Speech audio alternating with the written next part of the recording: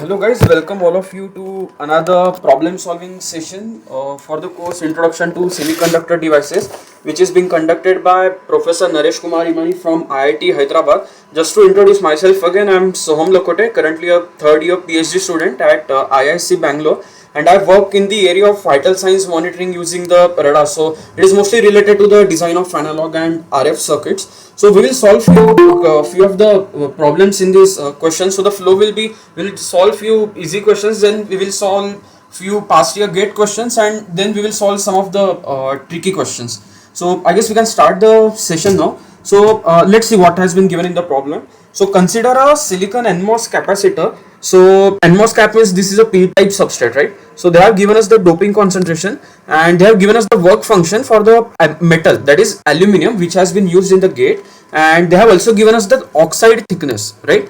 So they have also mentioned that assume there is no fixed charges, right?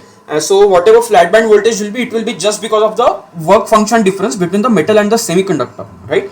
So there is no fixed charge in the oxide or at the oxide silicon interface. So the first question that they have asked is calculate the flat band voltage, right? So now generally for metal semiconductor, like metal, oxide and semiconductor, what is the formula for flat band voltage? It is nothing but phi ms, right? And there is also this term, not double dash, sorry, single dash is there, yeah, divided by Cox prime, right? But this has been given at 0 in the question, right? Now we just have to find this value, what you can say, phi m minus phi s, correct? So if you are able to find this, then our job is done. Phi m is directly given in the question, right? Phi m is 4.1 electron volts, correct? But I need to find the value of phi s now. So let's quickly draw the energy band diagram, right? So we have a EF, correct? And this is what you can say before the joining, right? I'm not showing any bending or anyhow right now. And so, and there is also, we have EI, we also have EV over here. Since this is a p-type substrate, my EF will be somewhere over here, right? So what they have given us, we have to find the value of phi s. So this is our vacuum level, correct? This is E naught. So if this is E naught, then you know this is what chi of Si, right? And this is my phi s. So this is my phi m, and this is phi s, correct? So can you guys help me in calculating the value of phi s over here? How should I calculate the value of phi s? I know the value of phi m. I just want to find this value of phi s.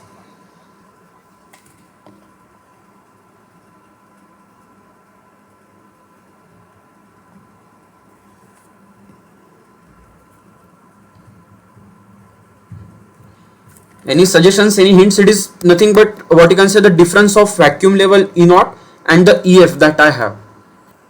How should I find the value of phi s, the work function for the semiconductor?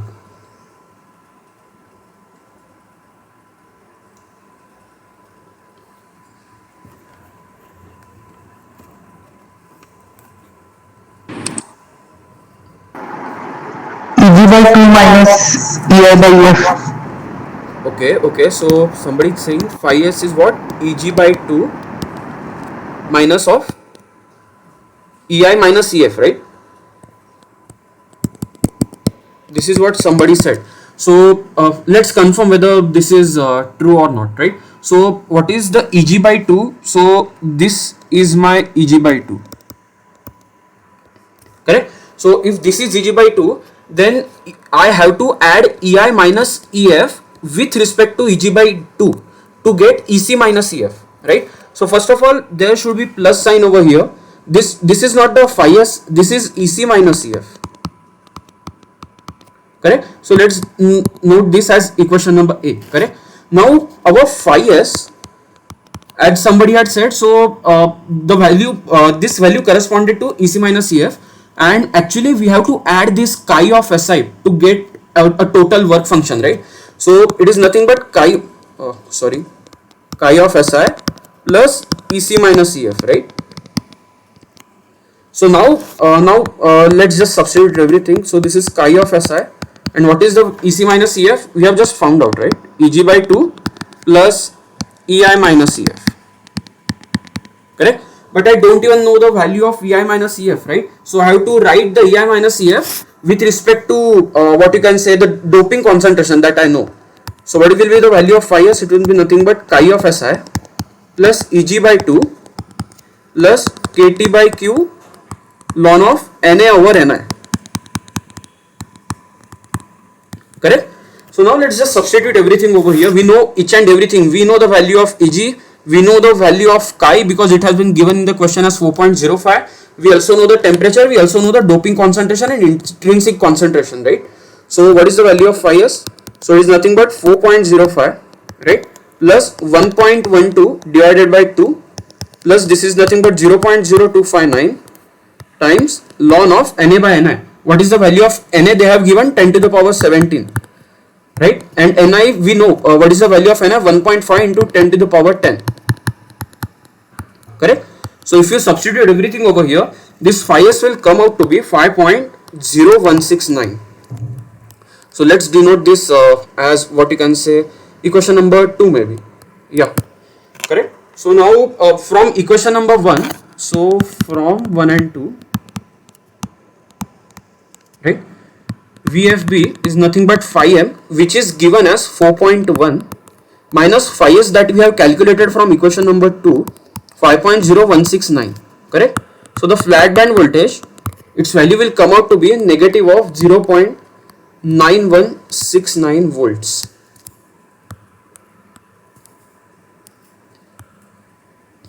Correct? So I hope this question was clear to you, and just a homework for you guys, just to have a sanity check over here.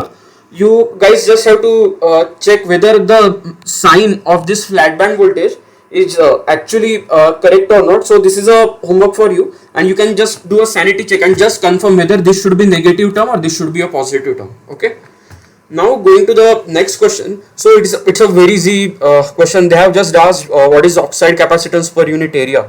So what is Cox? Cox prime is nothing but epsilon ox divided by Tox, right? So let's see what they have given. Epsilon ox have they given? Yeah, it's 3.9. So 3.9 into 8.85 into 10 to the power minus 14. And what is the thickness of oxide that these guys have given to us? So the thickness has been given as 20 nanometers. Okay, so we'll just put it 20 into 10 to the power minus 7 because we have to write it in terms of centimeters, right? So if you just solve it, then this value will come out to be 172.57 nanofarads per centimeter square. So what is the option that is matching with respect to this? So it is this option. So the option number C is the correct, not option number C, option number D is the correct option over here. Now coming to the next question, so they have asked us to calculate the threshold voltage, right? So we know that now we have a difference between the, what you can say, metal and semiconductor work function. So we have to write threshold voltage in terms of the flat band voltage as well. Our flat band voltage is not zero over here, right? So I will just write formula. VTH is what?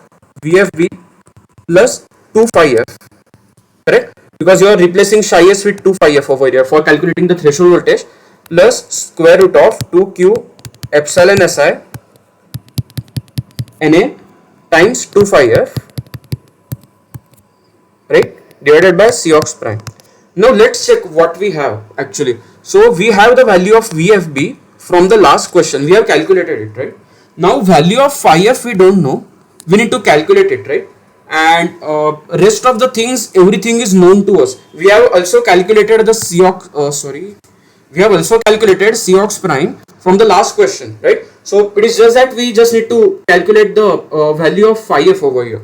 So what is the value of phi f? So as you know, it is what you can say, it's a NMOS capacitor, right? We have a p type substrate. So value of phi f should be Kt by Q ln of Na over Ni. Correct?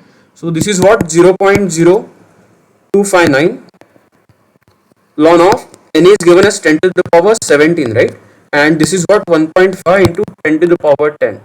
Correct? So if you calculate the value of phi f, then it will we don't need phi f, we need 2 phi f. So let's multiply it by 2 also. This will be 2 phi f, right? So the value of 2,5F, if you calculate, it will come out to be around 0.8139. Right? So let's say this is 2, let's say this is 1. Correct? So we have VFB with us, and we have everything with us now. So we just need to calculate everything. So now this term is a little bit complicated. Let's calculate this term first. So let me denote this term as A. Right? So the term A is what? 2Q epsilon SI Na 2,5F upon Cox prime, right? So let's substitute everything over here. So this is what? Square root of 2 into 1.6 10 to the power minus 19, right? Epsilon SI, let's check the value of epsilon SI, it's 11.9. So 11.9 into 8.85 into 10 to the power minus 14, correct? Na has been given to us as 10 to the power 17, and value of 2,5F we have calculated 0.8139, correct? And what is the value of Cox prime that we have calculated? It's 172.57 nanofarads. 172.57 into 10 to the power minus 9, correct? So if you calculate this term, then this will come out to be 0.9597. Okay, so now let's just substitute everything. Right? Put 2 and 3 in 1, correct? So the value of VTH will be nothing but, so VFB, let me look at it again. What is the value of VFB? VFB was minus 0.9169, minus 0.9169 plus the value of 2,5F we know from 0.8139, and the term A we have calculated over here, it's 0.9597, right? So if you substitute, if you calculate this value, then your total VTH value will come out to be 0.8567 volts. So what is the option that is matching over here? It is this option, right? So this question was clear to you. These are pretty easy questions that you can say. So now we will move to what you can say previous year gate questions. So now again we will start with easy questions. So they are showing two figures to us. So there are two structures. In first structure, we have both the in both the cases we have the MOS capacitors. But in first case, just to make a question tricky, they have inserted two layers of dielectrics. Whereas over here we just have one layer of dielectric. Right? So what they are asking us is that if the capacitor are equal, if the capacitors are of equal capacitors, then the value of TQ. So we just have to equate the capacitance of the two. So I just need one help you from guys. Can you guys please tell me in structure number 1 whether let's say whether this is the correct arrangement which I am drawing. Let's say this is A, or let's say this is B. So can you guys please tell me which of the options A or B is the correct representation for the figure 1 and why? Once you guys know this, then the question is very easy. We don't have to do anything. We just have to equate the capacitance. That's it. So can you tell me whether A is correct or whether B is correct for figure number 1?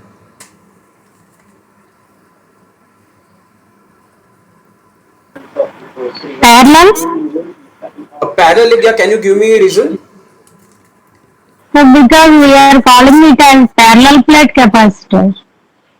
Parallel plate capacitor. Okay, now, okay, I will just give you one hint. You know, when we apply some voltage across the metal, right? Some of the voltage gets dropped across the oxide as well, right? You know this thing, right? You know this concept? No sir, can you repeat? Yeah, so what happens in a normal MOS capacitor, let's say this is M, this is O, this is semiconductor, right? So whatever VG you apply, right? VG is nothing but your Vox plus Chi-S. Chi-S is where it drops across the semiconductor as well. This is where the Chi-S will be, right? So you know this thing, right? The VG is equal to Vox plus Chi-S, right? We have used it in derivations.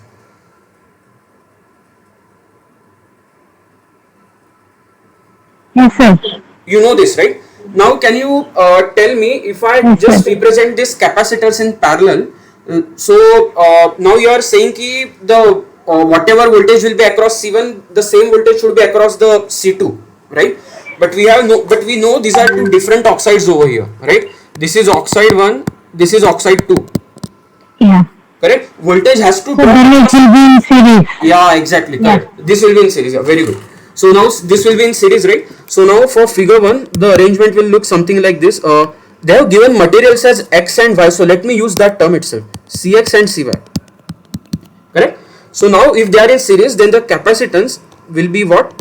Cx Cy upon Cx plus Cy, right?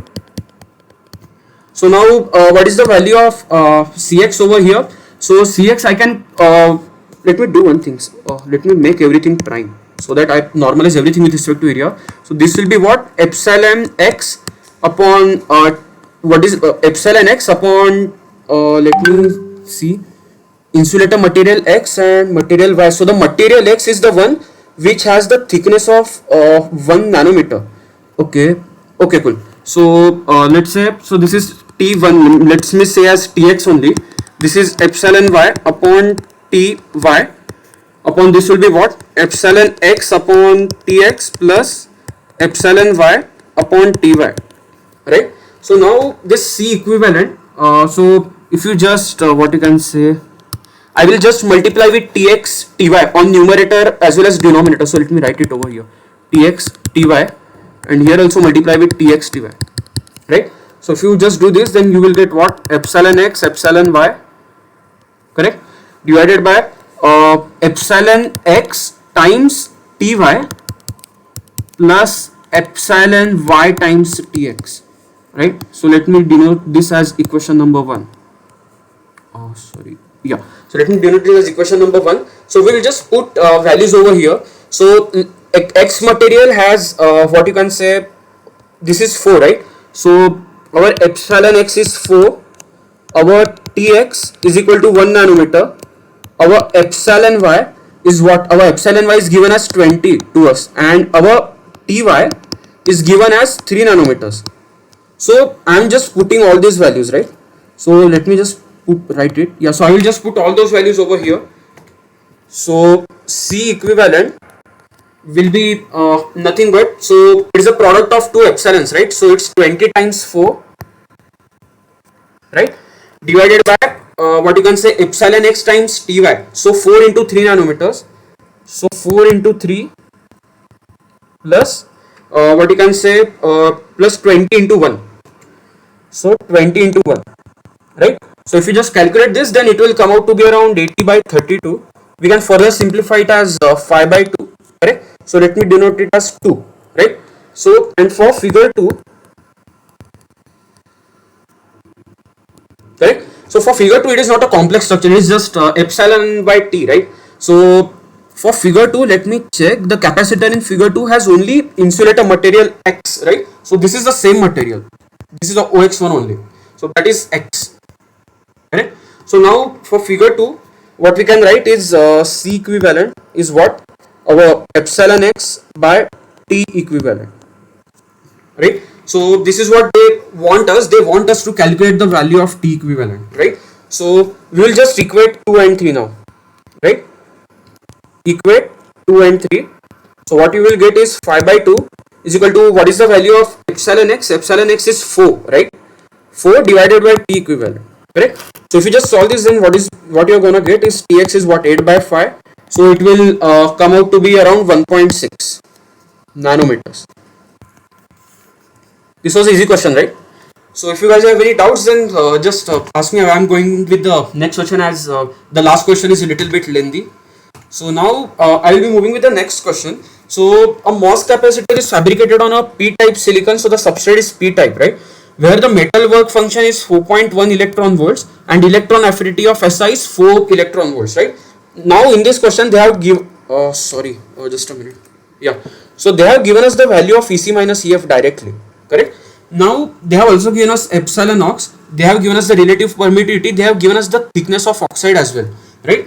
So what they are asking us, if the measured flat band voltage of this capacitor is minus 1 volts, then the magnitude of the fixed charges at the oxide semiconductor interfaces, right? So first of all, to solve this question, we somehow wants to relate the flat band voltage with the, what you can say, the charges that are actually there in the oxide semiconductor interface, right?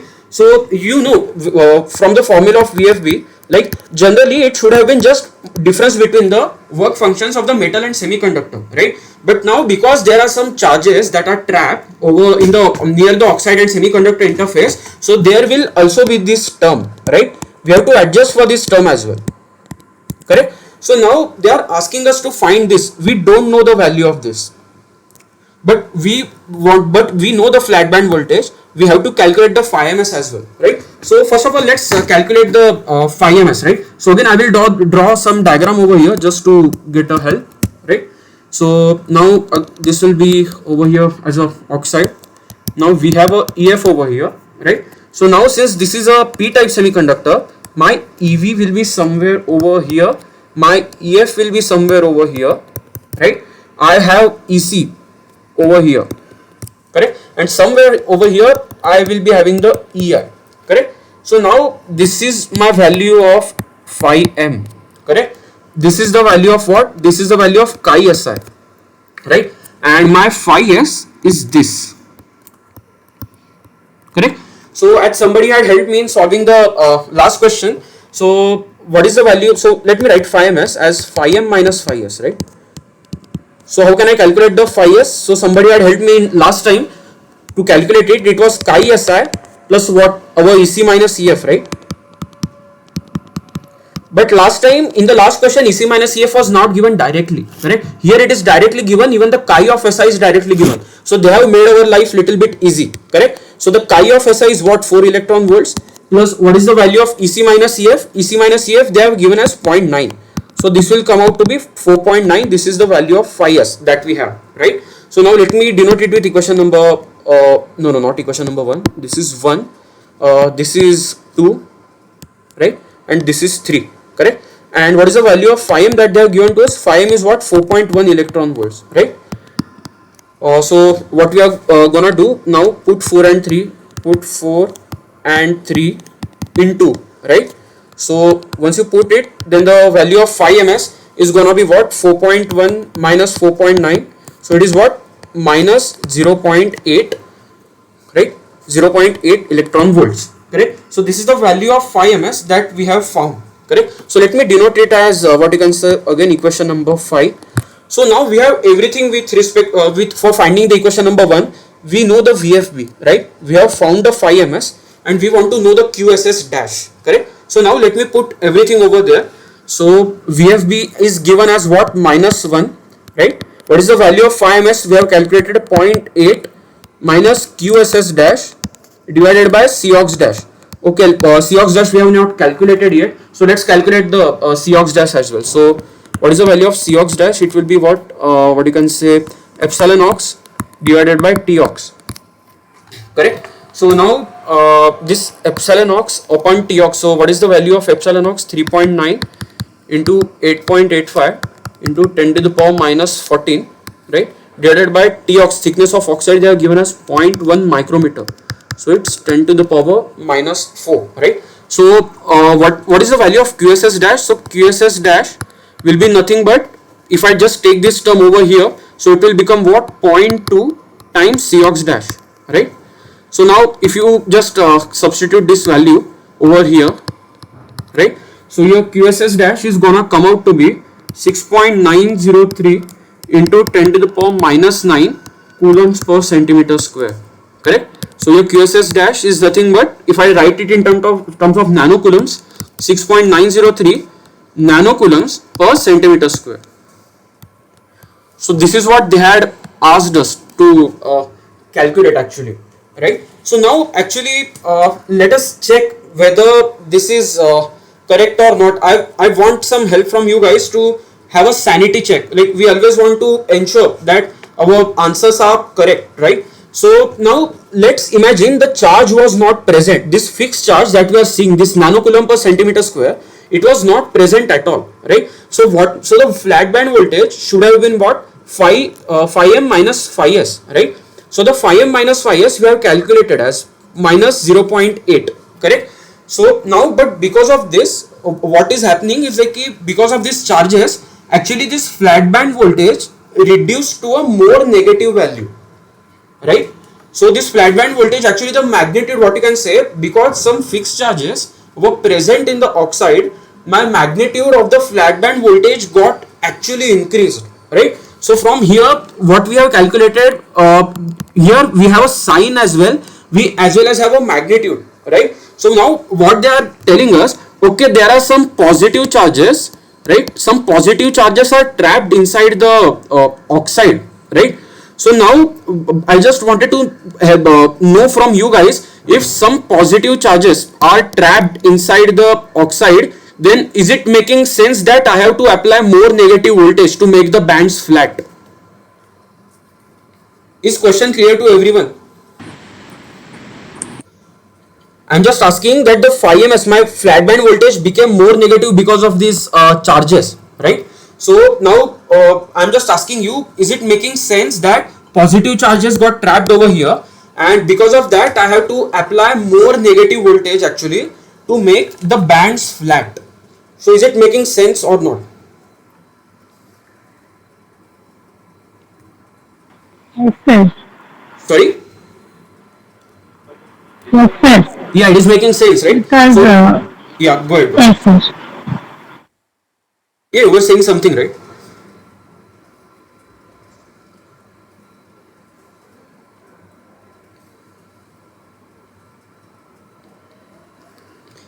Hello, you were saying something. I guess you were trying to give some reason or no? Sir, that because of more voltage, more positive voltages, Hmm. Positive voltage. no, positive charge, whatever. Yeah, correct, correct. Yeah, so you have to compensate for that as well, right? So you just having the 5 ms is not gonna work over there, right? So you have to apply some extra negative voltage just to compensate it, right? So it is making perfect sense for the sanity check, right? Yes, sir. Yeah, okay, good. Yeah, so great job, guys. And yeah, this is again a little bit easy question. So what there was in MOS capacitor with an oxide layer thickness of 10 nanometers, and the maximum depletion layer thickness is 100 nanometers. The permittivities of the semiconductor and the oxide, they are given as epsilon s, epsilon ox, and they have not given their individual values, they have just given a ratio over here. So what they are asking, okay, somebody wants to join. Okay, yeah. So the ratio of maximum to minimum capacitance, right? So let me draw first. So we have Cox over here, and we have C depletion over here, right? So now can you guys help me, like, let I don't know the type of material as well, whether this is a p type semiconductor or this is a n type semiconductor, but in both the cases you must have studied the CV characteristics, right? So what is the maximum capacitance that I can get out of this MOS capacitor? What is the maximum capacitance?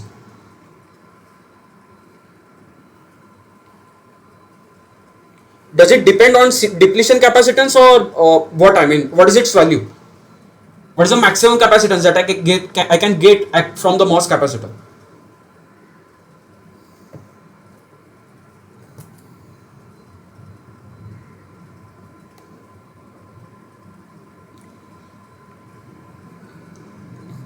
Just look at this diagram. C ox by C def. C ox by C depth. Okay. See, from here, what are you able to see? What is the total capacitance across this point A and B? We have CAB, right? It is C ox into C dip upon C ox plus C dip, right? It is a parallel combination, correct? It's a parallel combination, right? In parallel combination, what happens? When will I get the maximum capacitance?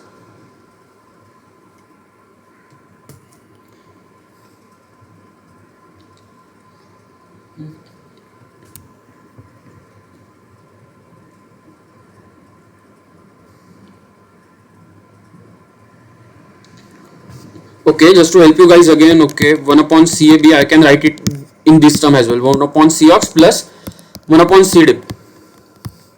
Correct? Now tell me what will happen if the depletion region is not present. Let's say I'm in operating in the accumulation mode or somewhere. What is going to happen? What is going to happen to this term?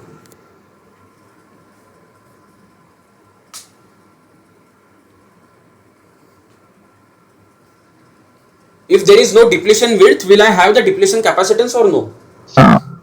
No, sir. No, right?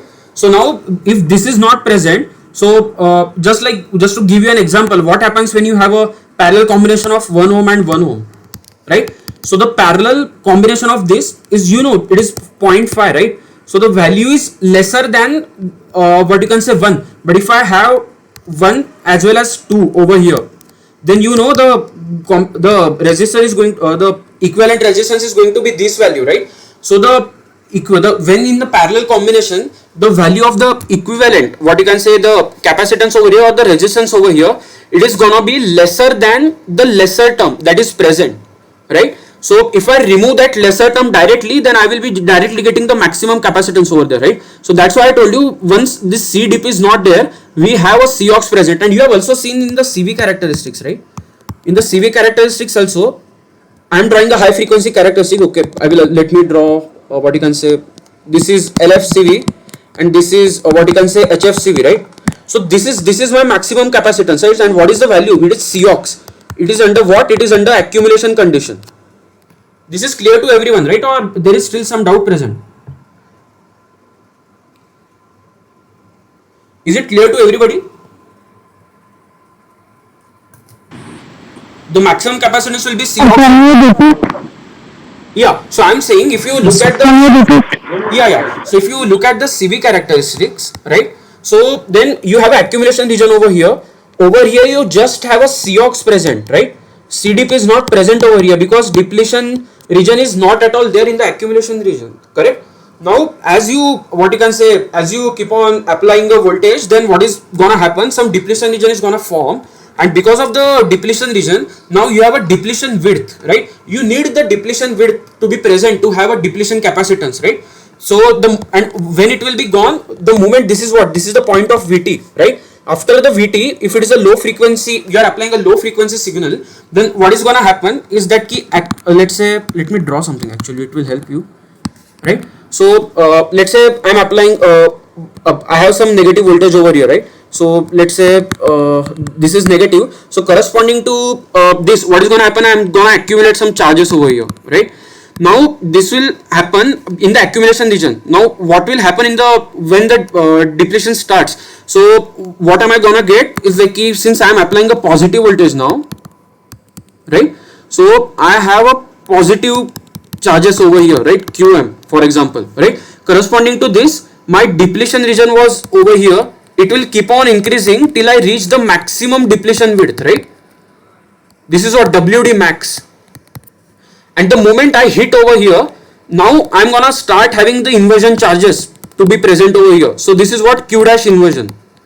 And the moment I get to this Q dash inversion, now I have two charges, right? One charge over here and one charge over here, right? So now what is gonna happen? They are separated by a Tox distance, right?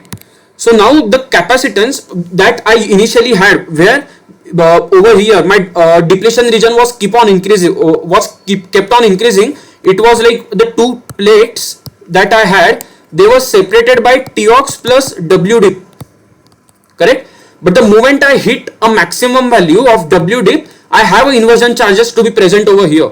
So now two layer of charges now that are separated by a particular distance, I directly got a capacitance over here now, right? So that's why you have this what you can say a jump over here, right? Because your inversion charges are present, so your capacitance actually got increased because the distance between the two plates of your capacitor got reduced, right? So now the maximum capacitance happens only here or only here, right? But this term depends on the frequency, right? So not to confuse you guys with respect to frequency, because nothing has been mentioned in the question whether this is a low frequency operation or whether this is a high frequency operation, right? So in the accumulation region only, I will get a maximum capacitance, right? Is it clear or still not clear? Yes, sir. Yeah, it's clear, right? Okay, good. So now what is the value of Cmax dash? So Cmax dash will be what? So my Cmax dash is oh, what happened? Okay, Cmax dash is gonna be Cox prime, right? So let me say this is equation number 1. And since I have explained you guys now what is gonna happen, so I also have to find out what you can say the minimum capacitance also, right? So for C min, right? as you know, there will be both capacitance to be present, right? Cox will also be there and C dip will also be there, correct? Cox and C dip dash upon Cox dash plus C dip dash, right? So this is 2. See, what they have asked us is maximum to minimum ratio, right? So I will just divide equation number 2 with equation number 1, right? So C max dash upon C min dash is gonna be what? So it's gonna be Cox dash divided by this Cox dash C dip dash divided by Cox dash plus C dip dash, correct? This Cox I can cancel easily, so it will become what? Cox dash plus C dip dash divided by C dip dash, correct? So this is what? 1 plus Cox dash divided by C dip dash, correct? So now let's write it in terms of what you can say epsilon and T. So what is the value of Cox dash? It will be nothing but epsilon ox by T ox, right? And this is what? Epsilon Si, because this is where the depletion is forming, right? And upon the thickness of the depletion, okay, somebody wants to join, okay, yeah. So this is what? This will be T dip, correct? So if I substitute everything, then what it's gonna look like is like we have epsilon ox with me, correct? Just a minute. Yeah, so we have epsilon ox with me, we have epsilon Si, right? Into what? So this will be T dip by T ox, right? T dip by T ox, correct? Now let's check whether what values are given to me or not. See, the maximum depletion layer thickness is given, right? So we will get minimum capacitance only when what you can say we have hit the maximum width of the depletion region, right? Because this is where the distance between the two plates of your capacitor is the maximum, right? So now let's substitute each and every value that has been given to us. So epsilon ox upon epsilon Si, their ratio is given out as to be 3 over here, right? So this will be nothing but 1 by 3, correct? And what is the maximum value of depletion thickness? It's given as 100 nanometers. And what is the value of T ox that has been given? It's 10 nanometers, right? So if you calculate, then what is gonna, it's gonna 1 plus 10 by 3, right? This is 10. So it's going to be what? 4.333. So this is your final answer for this question, and again the option number C was the correct option. I hope this question was clear to you because there was some confusion in the question. If you have any doubts, then please ask. I will move on to the big question now. This is a little bit tricky question, so be careful over here. So what they have given the energy band diagram for P type semiconductor, oxide, N type semiconductor. So it is not a MOS capacitor. This is a source capacitor, right? This is the semiconductor oxide semiconductor capacitor, and under the flat band conditions they have given the diagram like this, right? So now what they have given is like there are no trap charges that are present inside, and the source capacitor is ideal except for non-zero work function between the what you can say two semiconductors, right? They have given us the doping concentration, intrinsic concentration, they have given us the oxide thickness, and they have given us the area as well, right? So now we want to solve this question. What they have asked in the first question, like okay, they are saying see, we have achieved a flat band condition, right? So there was a work function difference between the P type semiconductor and N type semiconductor. Why there was a work function difference? Because just look, if I just look at a vacuum level E naught over here, then this is going to be what? This is going to be phi of PSI, right? And if I look over here, then this is gonna be what? Phi of NSI, right? So I have to so what you can say, to achieve a flat band condition, there is gonna be what you can say work function difference between both these semiconductors. So I have to apply some voltage, right? So now they are asking me to calculate the polarity of that voltage, and they are also asking me to actually calculate the what you can say the value of the flat band voltage that is required, right? So now I will take some help from you guys because this is a little bit tricky question. So what is the flat band voltage value? We know if in case of metal semiconductor it was phi ms, right? But over here it will be what? Phi of PSI and NSI, correct? So I can write it as phi of PSI minus phi of NSI. Now this is my job to calculate these values, phi of PSI and phi of NSI, right? So now can you guys please help me in calculating the value of phi PSI? I have denoted it with over here, right? So what will be the value of 5 psi over here? Can you guys please help me?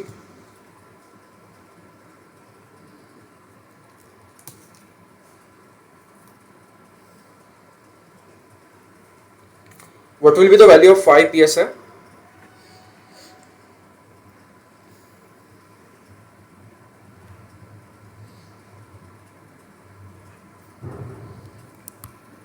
Fifty by two. 5 psi is Log NA. no, see, this is a work function, right? What you are saying is that is value of phi f. That is the difference between the Okay. Sorry. yeah, yeah, Yes, confused. yeah, no issue, no issues. That is Yeah, go ahead. Yeah. What do you think? How should I calculate the value of 5 psi?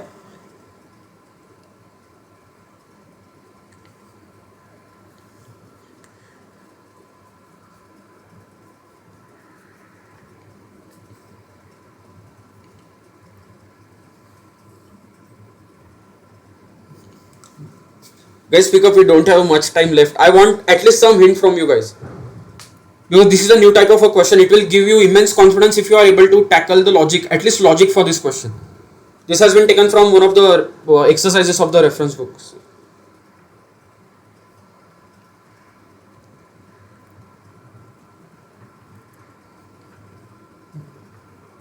See, I have denoted it in the diagram, right? It should not take that much time, right?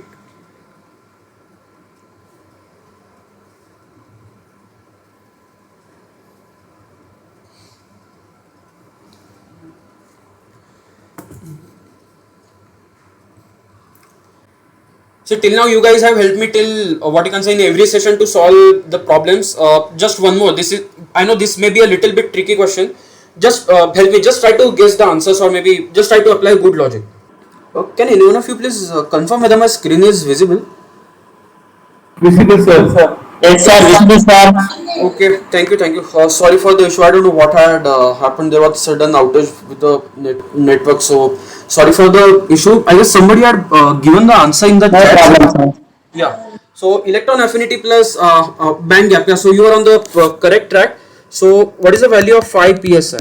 Right. So it is given as, see, this chi will be present, right? That chi dash will be there, right? Plus our EC was there over here. So it will be what? EC plus what you can, not EC plus. It will be EC minus EFP. That was present, right? So it is not a whole band gap. This gap will be left out actually, right? So now if you look over here, I want to know the value of EC minus EF, right? So but for this value I want to know the value of NC that should have been given, but NC is not given to me, right? So now what I have to do, I have to write it with respect to what? EG and EF minus EI, right? So I will write it with respect to this because these values have been given to me. So what will be the value of 5 psi? It will be nothing but chi dash is there, right? So EC minus EFP, it is this term, correct? So not this, it is this term completely, right? So this is what? This is nothing but EG by 2, correct? And this is what? This is nothing but EI minus EF, correct? So if I write it with respect to this, then what we are going to get is, like, first of all I have to take this EG by 2 term over here, then I have to add EI minus EF to be present, right? So it will be nothing but EI minus EF, correct? And this will be nothing but, yeah, so this is the correct thing. Now what we are gonna do over here, we have to write it at, somebody had said that KT by Q ln Na by Ni, right? So it was actually this term, right? So it is chi dash plus EG by 2 plus KT by Q ln of what? Na upon Ni, right? So this is of 5 psi, correct? This is what my equation number 1 is, right? Now similarly we have to do on the other side, right? Because we have to find the value of phi NSI as well. Not, this is not equation number 1, this is equation number 2, this is equation number 1, right? So similarly if I follow the same procedure over here, so first of all I have to take this chi, right? So I have to take this chi dash, right? And then I have this EC minus EFN that is present over here, right? This is EC and this is EFN, right? So I just want to add EC minus EFN over here. So what you can say, it will be nothing but I am writing over here itself, or else I have to go to next page. So this chi dash will be there, plus EC minus EFN will also be there, correct? But similarly we don't know the value of EC minus EF, right? Similarly we have to write it with respect to EG now, correct? So what will this be? This is Eg by 2, this is Eg by 2, right? Now from Eg by 2 I have to subtract this quantity, this is Ei and this is Efn. So chi dash plus Eg by 2 minus what you can say, Ef minus Ei, right? So phi NSI will become what? Chi dash plus Eg by 2 minus of Ef minus Ei, right? So it will be what? Kt by Q ln of Nd by Ni, because this is N type semiconductor, right? So let me write it as equation number 3, right? So I will take note of this equation number 1, equation number 2 and equation number 3, right? So I'm gonna substitute everything in the flat band voltage equation. So from 1, 2 and 3, VFB is nothing but, what is the value of phi PS? It is nothing but this chi dash plus Eg by 2, chi dash plus Eg by 2 plus Kt by Q ln of what? Na by Ni, right? So this is 5 PSI, and we have to subtract it with this term. What has been given? Chi dash plus Eg by 2, chi dash plus Eg by 2, this we have calculated, right? And was there a plus sign? No, there was a minus sign, Kt by Q ln Nd by Ni, right? So this was not plus, this was minus, Kt by Q ln of Nd by Ni, correct? So this was what has been, this is what we are going to calculate. So this chi dash will and Eg by 2 will get cancelled with respect to each other, right? So we will be left with Kt by Q ln of Na by Ni, right? Plus this minus and minus, this minus and this minus will become plus, plus Kt by Q ln of Nd by Ni. So what this will be? VFB is what? Kt by Q ln of NaNd upon Ni square. Guys, are you familiar with this equation? Have you seen this equation anywhere else? What is this equation? Built-in potential. Yeah, exactly, correct, good. So now we'll just substitute the values over here. We know this is what? 0.0259, correct? Ln of what? Na and Nd has been given to us, right? They have been given as 10 to the power 15, right? And what is Ni square? Ni has been mentioned as 10 to the power 10, right? So this is what? Wait. This is 10 to the power 15 into 10 to the power 15 divided by 10 to the power 20, correct? So if you calculate this value, then what you're gonna get is that VFB is going to be 0.59637 volts. This is for source capacitor that we had calculated, right? Now from here what we are observing is that VFB is positive, correct? So as you know, I always love to have some sanity check. Let me check whether this is actually correct thing or not, right? So now as you know, what is going to happen is that okay, I will call this side as what you can say LHS, and I will call this side as RHS, and in between I have an oxide with me, right? So as just a minute, okay, yeah. So as you know, the EF, the Fermi level of the LHS is on the lower side with respect to RHS, right? So now what is gonna happen initially, since the Fermi level on the left side is actually lower, right? So this LHS, right, will try to go up, correct? And this RHS that I have drawn, it will try to come down, right? So if LHS tries to what you can say, if LHS is gonna go up and what you can say the RHS is gonna go down over here, then there will be obviously some band bending that will be happening, right? So what I have told you, this side wants to go up, right? So since it wants to go up and this wants to come down, there is gonna be some band bending that will be present over here. So how will the band bending will look like? Let's see that. So I'm pushing the LHS to the what you can say on the upside, right? So what you can say, let me think about it. So the band bending has to be, this side has to go up, right? So it has to be bending like this, correct? And since I'm what you can say, I'm pushing the RHS down, the RHS should be bending something like this, right? So now if our band bending is happening like this, right, our EI is this and our EF over here is looking like this, correct? So now what this actually represents over here is that, yeah, our EC over here is actually moving closer to EF, right? So our EC near the oxide interface, our EC is closer to EF, right? So, and over here opposite thing is happening, our EV is closer to EF over here, right? So now can you guys please help me whether this is making sense or not? Like we have band bending which is happening like this, correct? Where our what you can say, I will just write it, where is it? Yeah, so let's say this is LHS, this is RHS, this is our interface. So we have bands to be bending like this, right?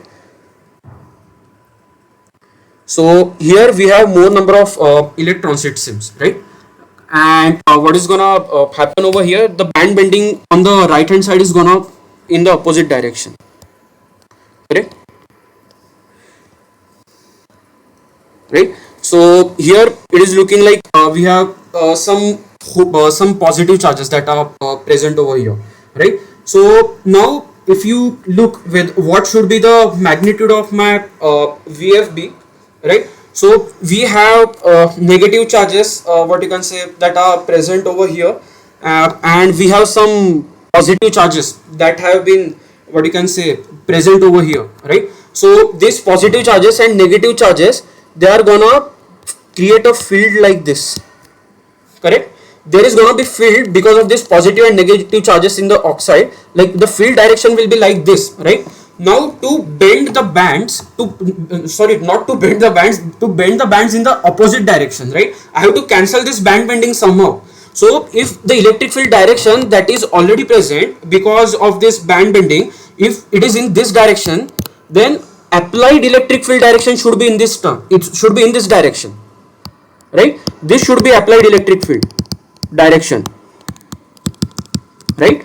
If my applied electric field direction should be in this way, that means there I should apply a positive Vg over here with respect to this point, correct?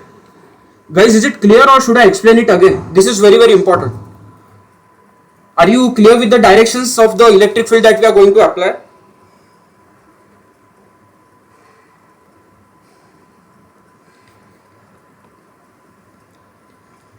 I did nothing, I just tried to check like in which direction the left hand side and right hand side should move. So corresponding to that, I got some bending over here, and I'm just trying to check like what is the direction inherent electric field that is present. I just have to apply the electric field in the opposite direction actually to just what you can say, cancel it. Is it clear or is there any confusion over here?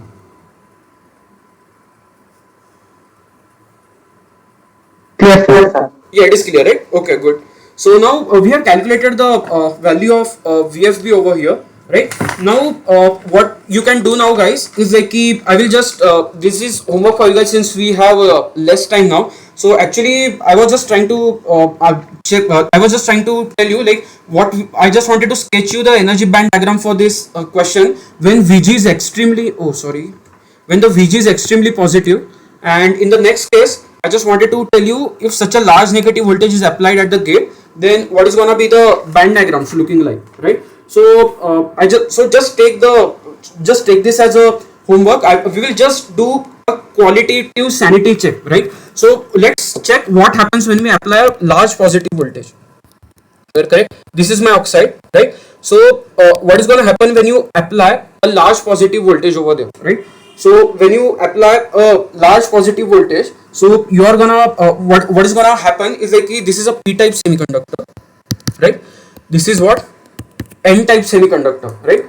So if you apply a large positive voltage over here, what is gonna happen is like what you can say, you are gonna accumulate positive charges over here, right? When you apply a large positive voltage, so you are gonna accumulate what you can say positive charges over on this side, and you are gonna accumulate negative charges on this side, right? So when we apply VG larger as a very large voltage, then this is operating as in the accumulation mode, right? And if you guys still have a confusion, then let me just give you a small hint. These are the positive charges, right? This is plus QM and this is minus QM, right? So you know, when we apply what you can say any voltage across the contact points, some voltage gets dropped in the oxide, right? So you can consider it like this, like I'm just telling there is some structure, there is oxide, and again there is some structure, right? So if I'm applying some VG, right, it is in this direction, then in the same polarity the voltage is gonna get dropped across the oxide, right? So we have a positive charges, we have a negative charges, so the field that has been created, it is in this direction in the oxide, correct? And the applied field is also in the right hand side direction, it is also in this direction, right? This is where we have this is how we are applying the voltage. So again, just to do a sanity check, this is feeling like a correct, because both the electric field directions are coming out to be correct. The electric field that I have applied and the electric field that is present in the what you can say oxide as well, right? So it will work in the what you can say accumulation mode. And this is just a homework. I will just try to answer quickly because I want to use these diagrams in the next question. So what is going to happen is like you will be having your EF over here, EFP, right? There is going to be band bending like this, right? Now you guys have to tell me whether this band bending direction is correct or not, right? It is going to be like this, just to okay, and this is my EFP. So whatever voltage I have applied, right, the difference between the two Fermi levels is what? It is nothing but my applied voltage, right? So EFN will be at a very higher value over here, and the difference between what you can say the EFN, so this is EFN, right? So difference between this and this EFP is gonna be your 5 volts. Okay, so now the band bending over here will happen like this, band bending over here will happen like this, and band bending over here will happen like this. Okay, now can any one of you please confirm whether the band bending direction is correct or it is incorrect? Just relate what I have just told you. Just look at this charge density diagram. This charge density diagram, just look at this and just tell me whether the band bending direction is correct or not.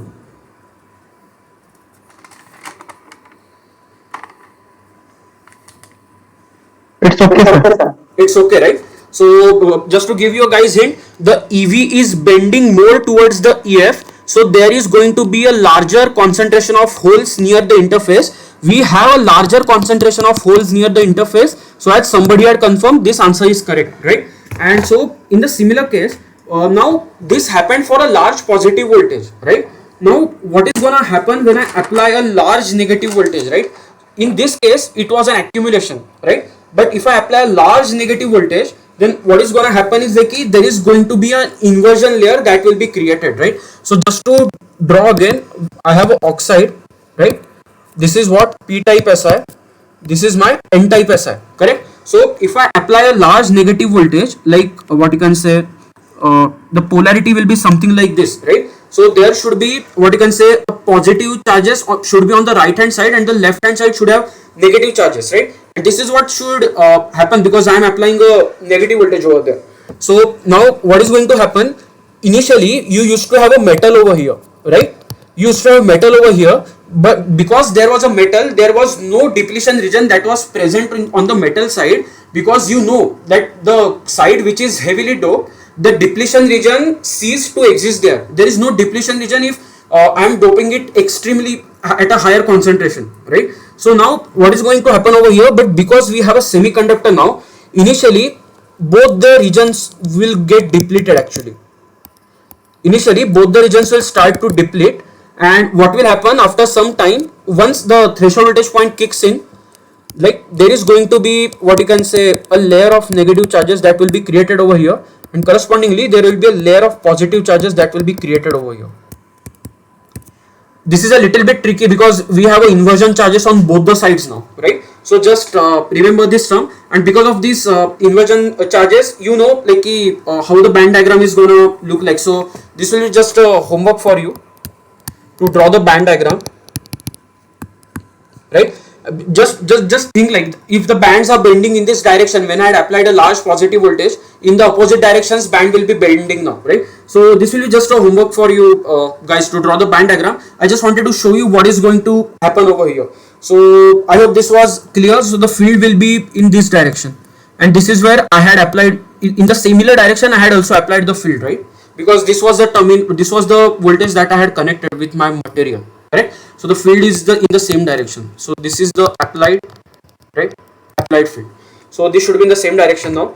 Now coming to the CV characteristics. So I want help from you guys.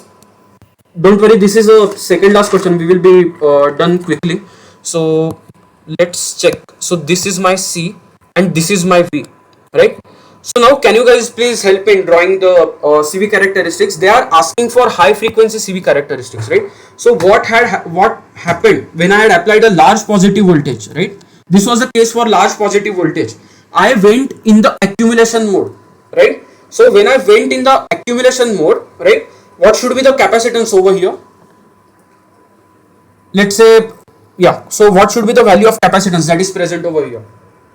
Will there be any depletion region on the positive side? So I am applying some large positive voltage. I'm hovering over here. So can you tell me, like, is there any depletion region when I am applying a very large positive voltage? No, right? So if there is no depletion region, then the only capacitance that I have is that of oxide, correct? So this is where I am presently right now. Now what will happen is like now we are gonna start decreasing. Now I just wanted to check whether what you can say we will have a flat band voltage, right? We have a VFB, correct? So VFB that we have, it will not come at V equal to 0. It will come at certain point, right? So let's say this is VFB, right? So it is decreasing now, right? And it will keep on decreasing. It will hit the minimum when what you can say we have reached a particular point over here, right? This may be what you can say your inversion point. This is the transition point that you have. This is VT, correct? And it will remain over here because it's a HFCV, correct? If it was LFCV, then it would have gone something like this, correct? This would be my LFCV. This would have been my LFCV, correct? So I hope this is clear. And can you guys quickly tell me whether this is looking like a NMOS characteristics or PMOS characteristics?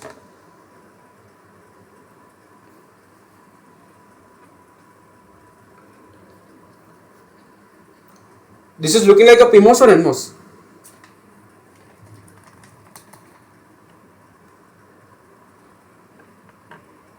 Hello. PMOS? Yeah, PMOS, correct. So it's looking like a PMOS characteristics, yeah. Similar to PMOS, right? So yeah, so this is the last question for today. So what they have asked, determine the minimum capacitance exhibited by the device. Give both a symbolic and numerical answers, right? So just to I will take answer from you guys only. We have oxide over here, correct? And we have depletion region over here. We have a depletion region over here, right? So when in case of a MOS capacitor, right, you only had two capacitances in series, right? In this case, this is a source capacitor. So how many capacitances will be there in total in series? 1, 2, 3. How many?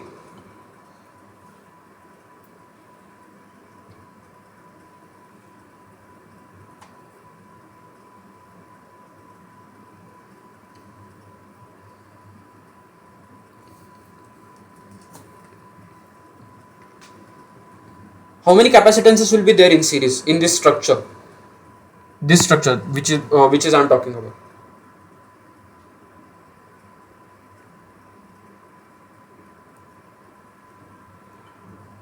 So P side and N side both. Yeah, correct. Good. So we have a C dip present over here for P. We have C oxide to be present. We have C dip again for the N side as well, right? So our total capacitance will be a parallel combination of this, correct? So 1 upon C will be what? 1 upon C depletion on P side plus 1 upon C ox dash plus 1 upon C depletion on N side, correct? So now if I just write it in terms of what you can say epsilon dash and all that, epsilon and their thickness, So let's say we have reached the maximum thickness over here. So WP max, right, upon what, epsilon SI plus what you can say your Tox will be there upon epsilon ox will be there, plus again Wn max will be there upon epsilon SI will be there, right? Now what is going to happen is like we just want to calculate this width now, right? So how you used to derive the formula for this width, right? If you guys remember, then you used to have this charge density diagram, right? This is what minus QNA, right? So this was used to be your rho of x, this is your x. Then you used to tell, okay, we have ESI falling like this, correct? And then you also used to have some what you can say psi s, right? Psi s that used to be present. So you used to write psi s is what, half into xd into ESI, right? And your ESI used to be what? ESI used to be what? Your minus QNA xd, and used to divide it by what? Epsilon SI, correct? So now can you guys tell me quickly, like if I am considering only on this side of the depletion, like there is an oxide on the left side, right? There is an oxide over here, and this is my depletion region over here.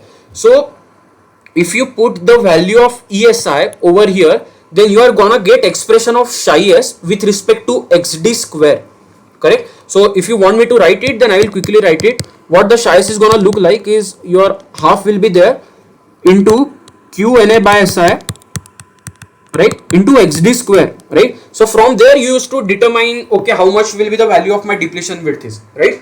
So now, but over here, have we looked at anything on the left hand side over here? So I'm just asking, other than this depletion region, do I even care what is there on the left hand side?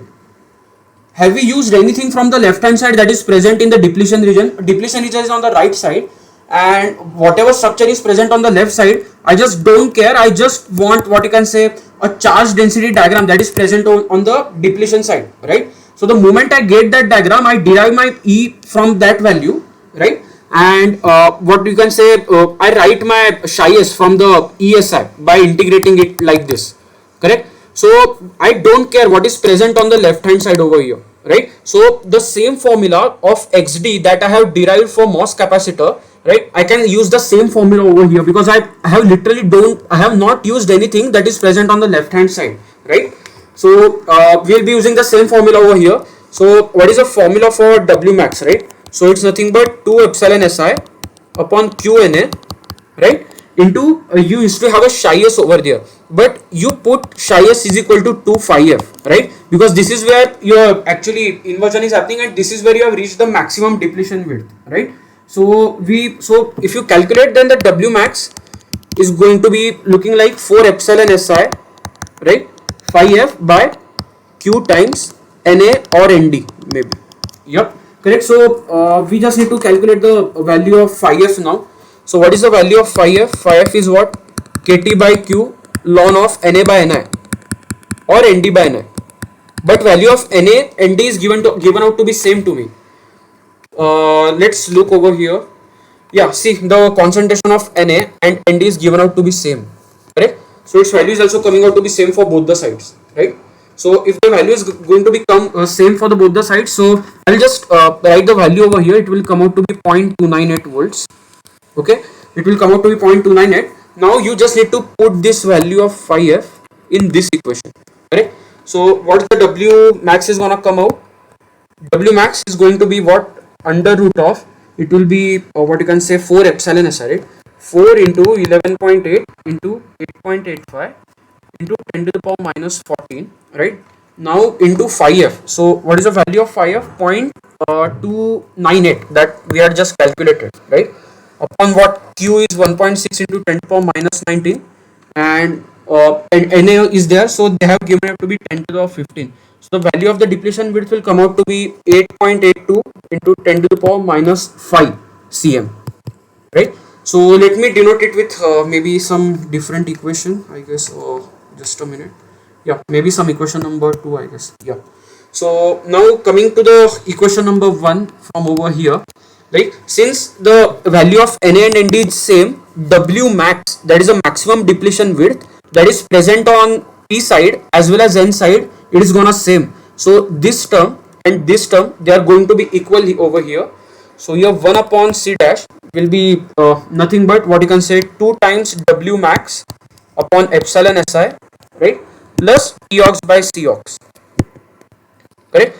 So if I write it, then this will be what, 2 into 8.82 into 10 to the power minus 5 divided by this will be 11.8 into 8.85 into 10 to the power minus 14. And what is the thickness of oxide that they have given? Let's just quickly look at it. Thickness of oxide is 10 into 10 to the power minus 6, right? So it will be 5 into 10 to the power minus 6 divided by the Cox. They have so what will be the value of Cox? So no, this is not Cox, this is epsilon ox, right? So this is what, 3.9 into 8.85 into 10 to the power minus 14. This will the value of 1 upon C dash. So if you just calculate this value, then this C dash that you are seeing, right, C dash, this is a minimum value of the capacitance that you are gonna get because you have a depletion regions on both the sides. So it will come out to be 5.45 into 10 to the power minus 9 farad per centimeter square, right? But they have also given us the area and they want the values in farad. So if you look, then the area is given out to be 10 to the power minus 3, right? 10 to the power minus 3 centimeter square. So if I calculate, then C min will be what, area times C min dash. So it will be nothing but 5.45 into 10 to the power minus 9 into 10 to the power minus 3 farads per centimeter, not centimeter square, just the farads, right? So C min will be nothing but 5.45 picofarads. Guys, this question was clear because this was a little bit tricky question. If you guys have any doubts, then you can ask it. This was the last question for today. Sir, question number first 8. Yeah, when you found the flat band voltage is positive, you tell that LHS will go up and RHS will go down. How? Okay, so see, when I'm telling you, when I apply, what you can say, I'm not applying anything right now. So just imagine like you have the diagram with you. This diagram is there with you. So let me draw it on a different, yeah. So you have EC over here, you have EV over here, right? So this was the P side, right? So this was your EFP, correct? And this was your EI, correct? And on the right hand side, what you had EC over here, you have EFN over here, right? You have EC to be present over here, you have EV and you have EI, right?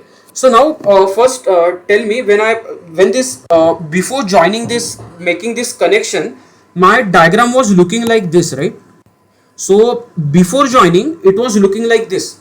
Now when I join, in any system, like there it should be under the equilibrium if I am not disturbing it, right? So the Fermi level should try to match with respect to each other, correct?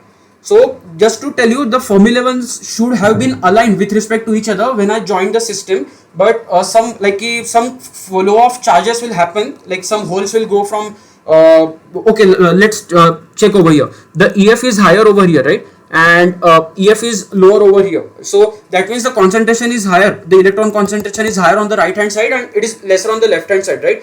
So when you have not applied any voltage, right, through the ground that you have, let's say this was your structure, this was your P, this was your oxide, this was N, right? So this was your ground and you had applied a zero voltage, right? So that means both the connections are shorted to the ground, right? So since this connection will be made, some flow of carriers will happen. So some electrons will go from here to here and the Fermi levels will be aligned with respect to each other. So to align the Fermi levels with respect to each other, the LHS, this is my LHS, right? This is LHS, this is RHS. So LHS should move up, RHS should move down.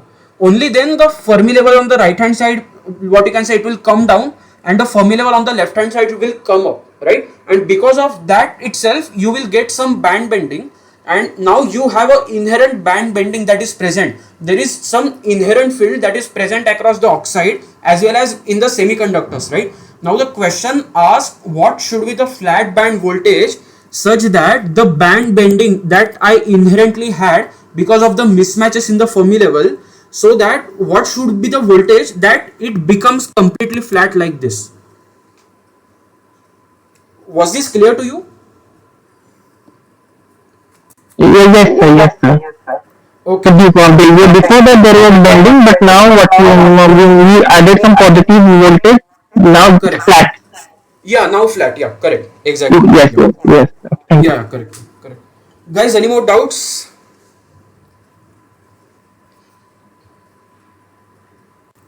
I can understand this was a little bit tricky question. If you guys have had doubts, then please ask quickly. Sir, reference to this question, sir. Where you are Okay. taken? Third university. Oh, okay, okay, okay. I will do one thing. This question was taken from one of what you can say. This question is present on in the Donald Nieman as well, and in one of the foreign universities assignments. This problem was posted. So what I will do, I will when I will upload the video, I will put a reference link over there in the description. Sure, sir. Yeah, okay. Any more doubts?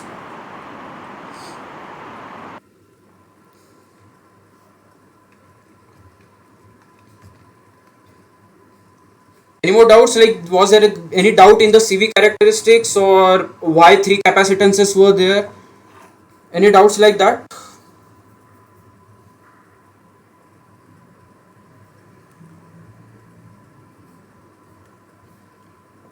Guys, last chance to ask the questions. If you guys don't have any doubts, then we will close the session. Not only in this question, in any of the previous question you are not able to understand something, then just ask me.